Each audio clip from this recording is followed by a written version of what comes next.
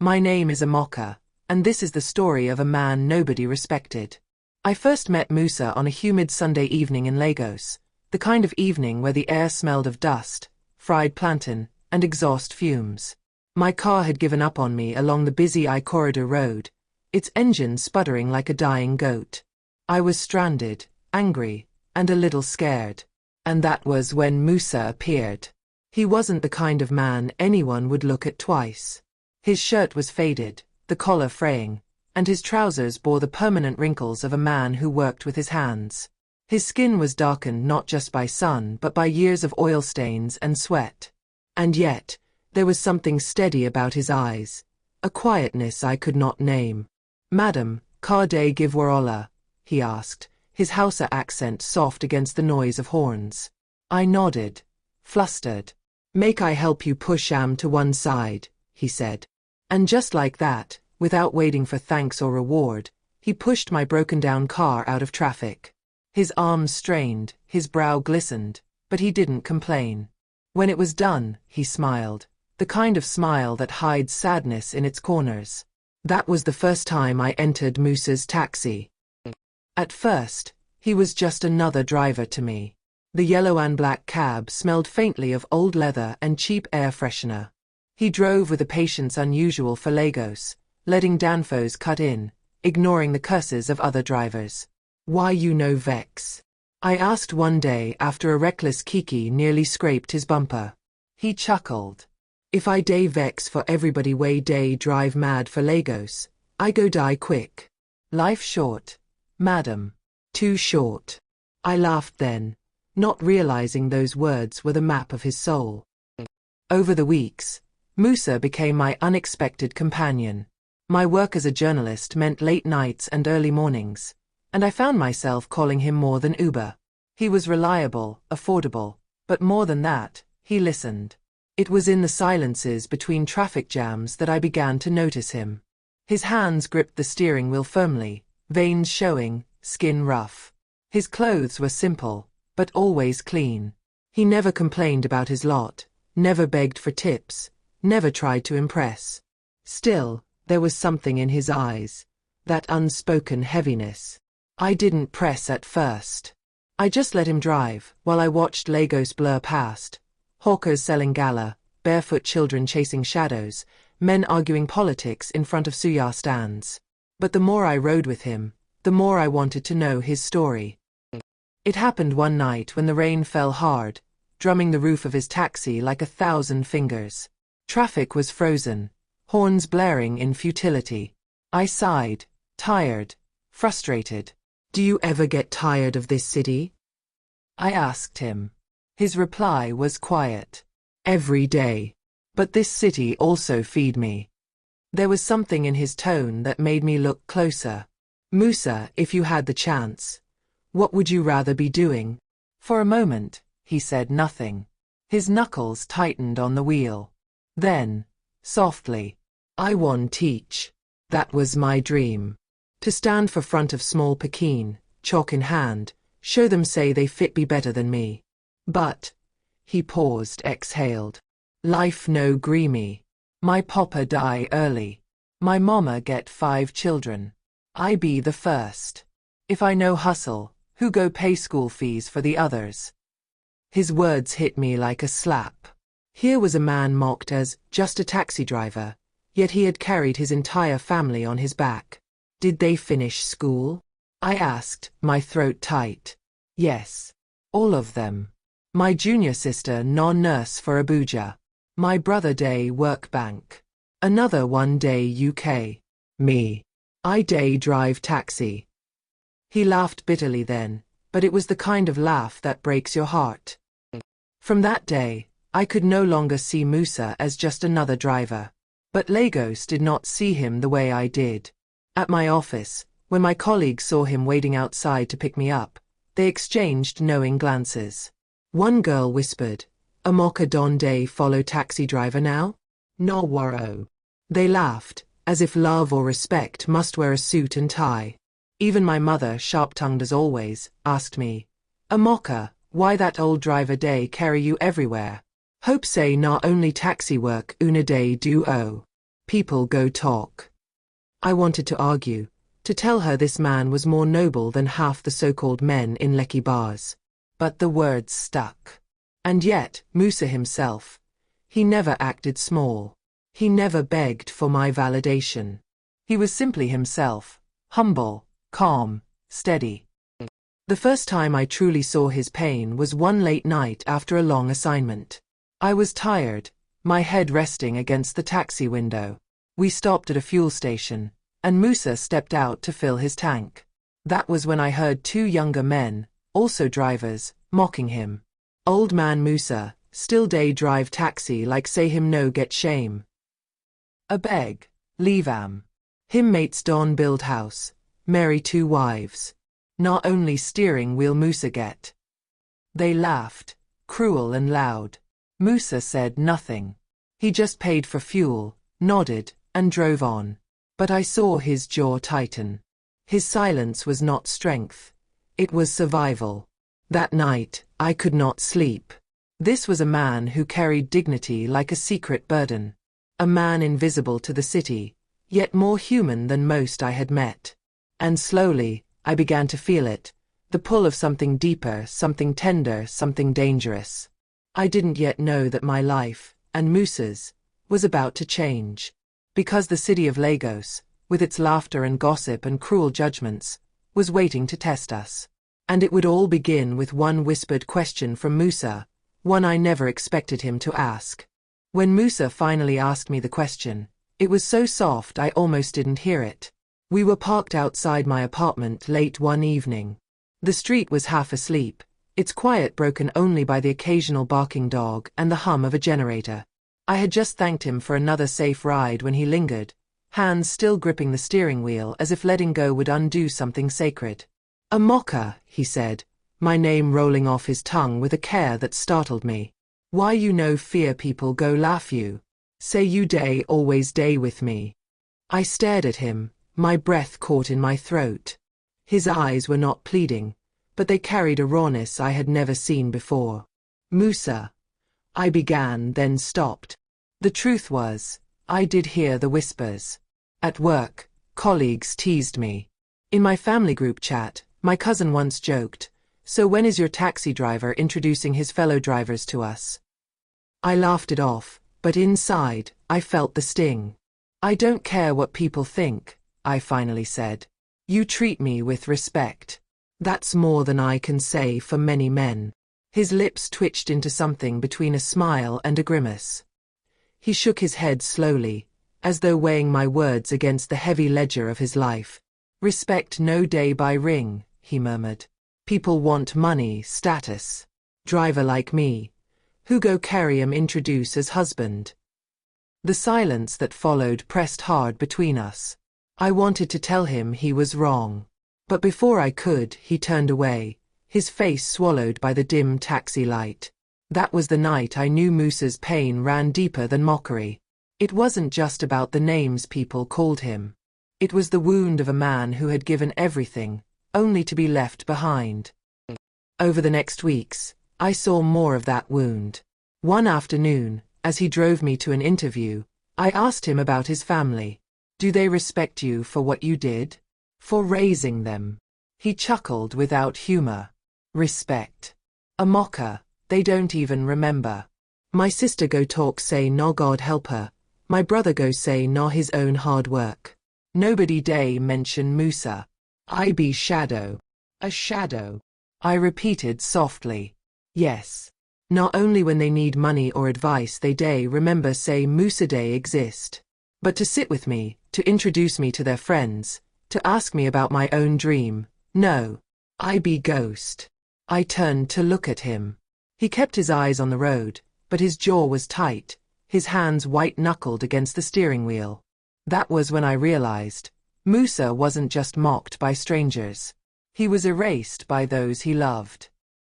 Our bond deepened not in grand gestures but in the small, almost invisible moments. Like the time I fell sick with fever. Without asking, Musa showed up at my door with hot pepper soup, wrapped in nylon bags from a roadside mama put shop. I know Sobby cook fine like you, he said shyly, but this one fit make you sweat out the sickness. Or the morning my editor shouted at me until I cried. Musa listened quietly as I vented in his back seat, then simply said, Amoka, sometimes people go try break your spirit. But remember, tree way bend no means say go fall. You day strong. No man had ever spoken to me like that. Not my exes with their polished shoes and smooth lies. Not the men who promised me the world but offered nothing. Musa's words weren't decoration. They were water to a thirsty heart. And slowly, I found myself waiting for his calls. Smiling when I saw his taxi pull up. Wondering if perhaps, just perhaps, life was weaving something unexpected between us. But Lagos is a city that never forgets to laugh at love it does not understand. One Saturday, Musa drove me to a colleague's birthday party in Victoria Island. The compound glittered with fairy lights, the guests dressed in designer clothes. As I stepped out of Musa's cab, I felt the heat of eyes on me. "Nor your driver drop you," one of my colleagues whispered loudly enough for others to hear. "Amoka, a beg tell me say you no day serious with that man." The laughter that followed was like knives. Musa didn't react. He simply waited by the car, face unreadable. But when our eyes met, I saw it, the flicker of shame. Later that night, as he drove me home, he finally spoke. "Amoka, I know fit be the man way people day expect for you. You fine, you young, you get future. Me. I day old, I day ordinary. You fit do better." His words cut me more deeply than the laughter of my colleagues. "Stop it," I snapped, my voice trembling. "You think I don't know what people say? You think I don't hear them? But I don't care, Musa. I don't want better. I want you." The taxi fell silent. The city lights streamed past us, painting gold on the windows. He didn't respond, but I saw the wetness gather in his eyes. The turning point came on a quiet night in February. It had been raining all day, and the city smelled of wet earth and diesel. Musa had driven me home after another long day. I was exhausted, and yet when he parked, neither of us moved to say goodbye. Instead, we sat there, listening to the rain drumming on the roof. "Musa," I said softly, "when was the last time someone held you?" He froze. His hands trembled slightly on the steering wheel. "I no remember," he whispered. "Maybe 20 years ago. Before my mama die." The words lodged in my throat. 20 years without the comfort of touch, without the validation of being seen. I reached across the seat and took his hand. His skin was rough, calloused, but warm. He flinched at first, then stilled. Tears welled in his eyes, rolling silently down his cheeks. He tried to turn away, ashamed, but I held his hand tighter. "You're not invisible, Musa," I whispered. "Not to me." And in that moment, something broke open inside him. He wept, not loudly, not bitterly, but with the quiet relief of a man who had carried too much alone. It wasn't romance in the way movies show it. It wasn't a kiss under fireworks or a dramatic confession. It was something purer, the sacredness of first touch. For Musa, it wasn't just intimacy. It was healing. After that night, our closeness became undeniable. We weren't lovers yet, not in the physical sense. But the bond we shared was deeper than anything I had ever known. He began to share more pieces of his story, pieces he had locked away. How he once won a scholarship to a teacher's training college, but had to give it up to work as a mechanic because his siblings needed food. How he had loved a girl once, in his 20s, but her parents refused the marriage. Dem say how driver go marry their daughter, she follow another man. Since then, I lock my heart. How he still read old textbooks in his spare time, filling notebooks with lessons he would never teach. Listening to him was like opening a chest of buried treasure, except this treasure was made of sorrow and sacrifice. And through it all, I felt my respect for him deepen into something dangerous, something society would not forgive: love. But Lagos would not allow us peace. At the salon, I overheard women gossiping when they saw Musa waiting outside. "See Amoka. Fine girl like that. No driver she day follow. God forbid bad thing. No so some women day waste their beauty. No ambition at all. I walked out with my head held high, but inside, I was bleeding. Even Musa began to retreat again, pulling back into his shell. Some nights, he wouldn't pick my calls. When I confronted him, he only said, I day try protect you. I no want make you suffer insult because of me. But what he didn't know was that the insults didn't scare me anymore. Losing him did. The city mocked. His family ignored. My friends doubted. But for me, Musa had become the center of a truth I could no longer deny. And it was all about to reach its breaking point. The night of my editor's wedding, when everyone I knew would gather, and when the laughter at my driver would boil over into cruelty. That night would decide everything. Whether Musa would remain the ghost Lagos forced him to be, or whether he would step into the light of his own dignity. The wedding that changed everything was one I didn't even want to attend. My editor, flamboyant and sharp-tongued, was marrying a banker, and the entire journalism circle in Lagos was buzzing with excitement. I dreaded it, not because I disliked weddings, but because I knew what awaited me. My colleagues, the whispers, the laughter. Still, duty compelled me. I dressed carefully, in a simple Ankara gown my mother had sewn, and when Musa arrived to pick me, I saw him hesitate. Amoka, maybe I go just drop you for junction. Make I no follow enter, he murmured. Why? I asked. He kept his eyes on the steering wheel. Because I no want shame catch you. Those people go laugh if they see you with me. I reached out, touched his arm. Musa, if they laugh, let them. I don't care. You're with me.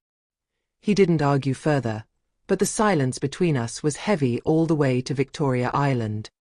The wedding was dazzling. Strings of fairy lights, the scent of roses, champagne flowing like water. People glittered in lace and sequins, their voices loud with pride. When Musa and I walked in together, heads turned. I felt the eyes of my colleagues burning into me, the smirks forming on their lips. Amoka, you actually brought him. One of them whispered, loud enough for a circle of others to hear. Another added, see love, oh, Beauty and the Beast. The laughter that followed was cruel, cutting into the air like a whip. I froze, my face burning, my chest tightening. For a second, I wanted to run, to save myself the humiliation. But then, something happened. Musa stepped forward. He stood tall, taller than I had ever seen him. His shoulders squared, his eyes steady. He looked at them, at the glittering crowd of Lagos elites, and then at me. With a voice quiet but firm he spoke. Yes. I be taxi driver. I no get suit, I no get carway shine. But every day, I wake up and I work honest work. I no steal, I no beg. My hand feed people. My sweat put my brothers and sisters for school. My back carry family way for dawn scatter. You fit laugh. You fit call me beast. But this woman, he looked at me, his eyes soft now. This woman see me. She see the man way una no fit see. And for that, I no go ever be ashamed. The room fell silent. The music kept playing faintly in the background, but no one laughed anymore. Their mouths hung open, their eyes darting between Musa and me. I felt my own tears rising, not from shame this time, but from pride. Without thinking, I reached for his hand. And in that moment, the shame that had clung to us both dissolved. After that night, everything changed. Not because the whispers stopped, they didn't. My colleagues still mocked behind my back, family members still dropped hints, strangers still stared when they saw us together. But Musa no longer bowed his head. He carried himself with a quiet dignity that no laughter could erase. And I, for the first time in my life, stopped caring about the world's approval. Our love was no fairy tale. It wasn't polished or easy. There were days of doubt, days when Musa still struggled with his own worth. But we chose each other every day, in spite of it all. And in the end, that was enough. We married quietly, in a small registry office with just a handful of witnesses. No flamboyance, no crowd. Just vows spoken with trembling voices and hands held tightly, as if we were afraid the world might still try to tear us apart. Years later, I sat at my desk, writing the story of his life. The book that would one day become my most important work, The Teacher Who Drove a Taxi. Because Musa never stopped teaching. Not in classrooms, but in the way he lived. He taught me that dignity is not measured by money, that love is not diminished by mockery, that even a man nobody respects can become the quiet hero of someone's heart. And whenever I look at him, older now, his hair silvered, his taxi long sold, I remember the man I first saw on a dusty Lagos road. The man who pushed my broken car without asking for payment. The man mocked as just a driver. The man who became my husband,